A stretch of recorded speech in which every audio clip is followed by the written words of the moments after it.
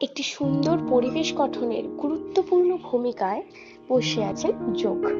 যোগ আসন করলে, নিয়মিত যারা যোগাসন করে, যোগাসন করলে শরীর মন সবকিছু ভালো থাকে। শুধু তাই নয়, একটা সুন্দর পরিবেশও গঠন হয়।